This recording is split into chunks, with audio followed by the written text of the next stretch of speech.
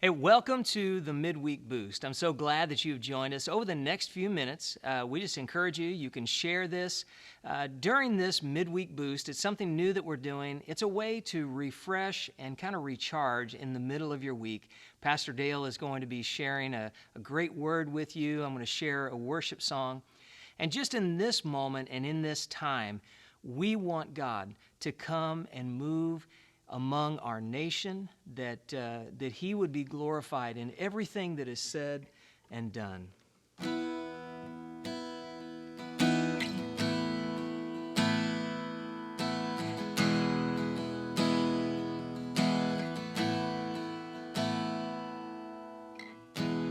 I am yours, called by your name.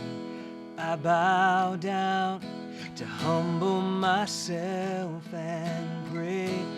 Father, hear me. Father, make it right and use my generation to heal the nations crying out.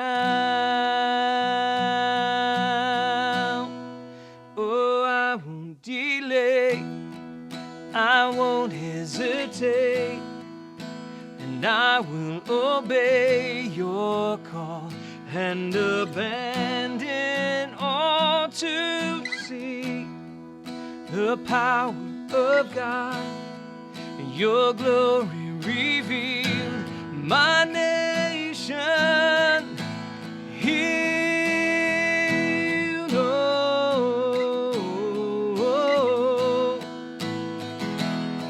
Oh, we cry out to you, Lord, open up the heavens, pour out healing rain.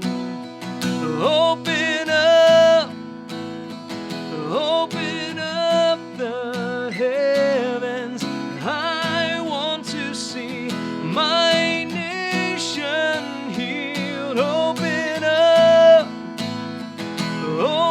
up the heavens, pour out healing rain. Open up the heavens. I want to see my nation healed. I won't delay, I won't hesitate, and I will obey your call and abandon all to see the power of God, your glory revealed. My nation healed. Oh, my nation healed.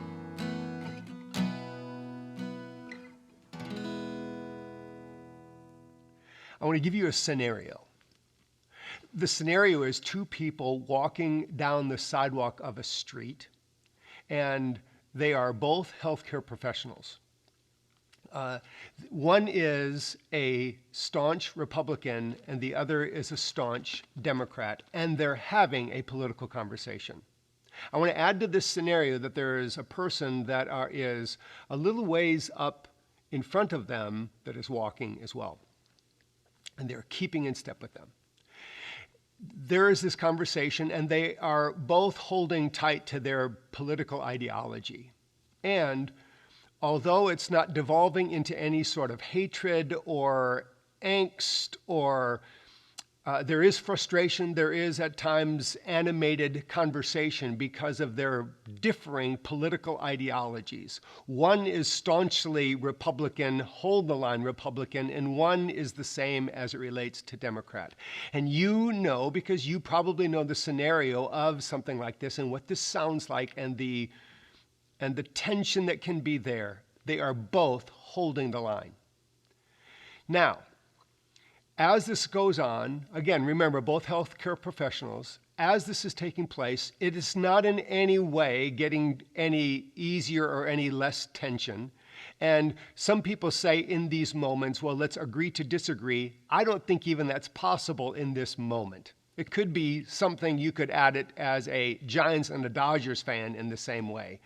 Now, while they're walking along, the person that is just ahead of them, a few paces ahead of them, is going to go off of the sidewalk onto the street, but in doing so, they somehow get their foot caught on the curb and they fall over, and now they scream in agony and pain. These two people now rush up to see this person, to see that what they can do to help them, and it is obvious now that a bone is broken. Now my question is, in this moment, do they both ask this person that they don't know, what is your party affiliation? Are you Republican or Democrat? Because that's going to determine who's going to help you. Do they do that? No, they don't do that at all, because of the fact that their political ideology, their tribal identity, if you will, now is superseded by the need of humanity. So it doesn't matter if they're Republican or a Democrat, they're both going to come to the help of this person, because that's what you do. Because if for some reason they would say, oh, if you're a Democrat, I can't help you, or if you're a Republican, I can't help you, the moment they do that, their tribal identity now becomes a detriment to the whole of humanity. Now, even while they're helping this person, they don't cease becoming a Republican. They don't cease becoming a Democrat. They hold on to their identity, but there's something that is transcending even their tribal identity, and that is the need of humanity. Because when a tribal identity becomes so egocentric that it can't move beyond and it can't reach beyond itself, it becomes a detriment to humanity. And we're seeing some of this taking place even around our lives in society right now. Because when a child, an egocentric child, holds onto that egocentrism beyond age 7, and we know studies say that this egocentrism even goes into adulthood. But when they do that, they get into a mindset, even as an elementary student, as a junior high, high school, and beyond, they get into a point that as their egocentrism says, you can't tell me anything, you can't tell me what to do, you can't tell me how to act, you can't tell me anything. Now think when a tribal identity takes on that same egocentrism, even when it comes to religion and the gospel.